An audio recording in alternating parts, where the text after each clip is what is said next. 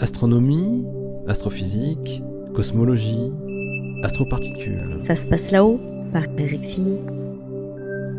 Les trous noirs supermassifs peuvent absorber de la matière de manière périodique. Une équipe d'astrophysiciens vient de mettre à jour un tel phénomène avec le cas du trou noir de GSN 069, qui, il y a quelques mois, produisait toutes les 9 heures de fortes émissions de rayons X, signe de son activité répétitive. Une étude parue dans Nature. C'est avec les télescopes à rayons X Chandra et XMM Newton que Giovanni Mignotti de l'ESA et ses collaborateurs ont observé ce qui se cache au centre de la galaxie GSN 069. Un trou noir de seulement 400 000 masses solaires, 10 fois plus petit que notre Sagittarius à étoiles. Une galaxie haute qui se trouve à une distance de 250 millions d'années-lumière. Les 2 premières bouffées avaient été détectées avec XMM Newton le 24 décembre 2018. Puis elles ont été suivies par d'autres observations plus longues avec le même télescope le 16 et 17 janvier 2019, qui ont permis d'identifier 5 nouvelles bouffées de rayons X. Et moins d'1 mois plus tard, du nouveau temps d'observation sur GSN 069 a été obtenu, cette fois sur Chandra, et là encore, 3 nouvelles bouffées de rayonnement X avec la même période que les précédentes, mais moins intenses, ont été observées.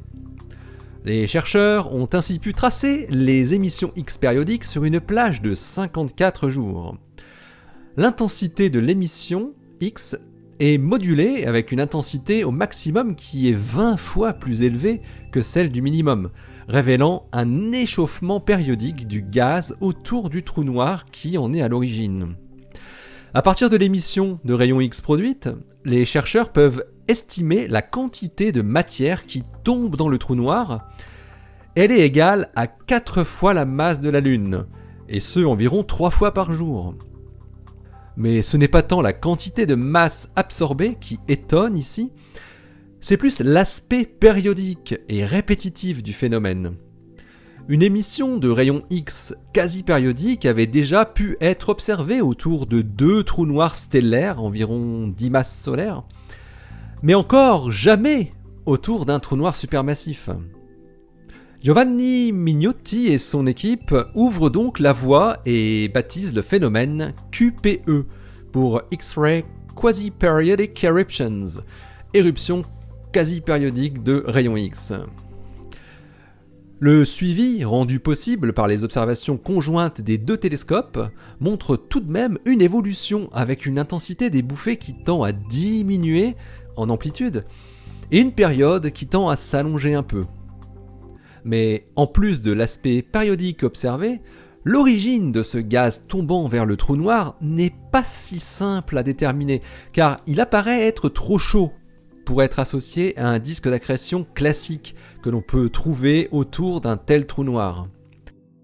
La meilleure explication que les chercheurs proposent ici fait appel à une étoile que le trou noir aurait partiellement ou complètement disloquée et qu'il absorberait morceau par morceau.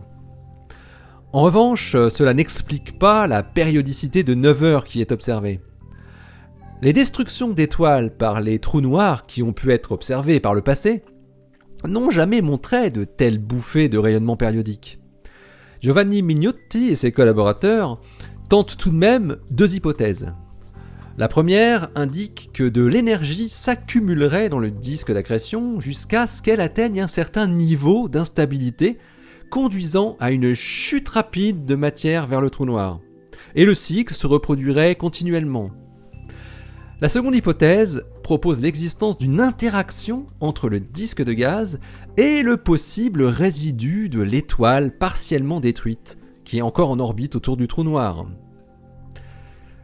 Il faut se rappeler que la périodicité des phénomènes émissifs en rotation qui ont lieu autour des trous noirs supermassifs est directement liée à la taille du trou noir ou à sa masse. Plus un trou noir est massif, et donc grand, son rayon étant proportionnel à sa masse, eh bien plus il faut de temps pour en faire le tour. Les phénomènes périodiques autour des trous noirs sont donc beaucoup plus facilement observables sur des trous noirs de relativement faible masse, comme celui de GSN 069, avec ses 400 000 masses solaires. Si un phénomène identique existait autour de Sagittarius A étoile, par exemple, la périodicité observée ne serait pas de 9 heures, mais de 3,75 jours, 90 heures. Et ça ferait plus de 16 ans avec M87 étoiles. Cela peut peut-être expliquer pourquoi on n'avait pas encore pu observer de telles bouffées de rayons X quasi-périodiques. D'après l'extrapolation de Mignotti et ses collaborateurs, les QPE de GSN 069 ont dû disparaître en juin 2019.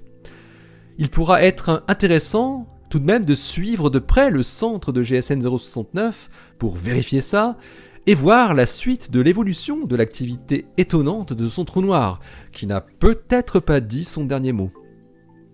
Mais il faudra aussi chercher d'autres cas de QPE qui pourraient servir d'indicateur même de présence de trous noirs de masse intermédiaire, de moins de 100 000 masses solaires.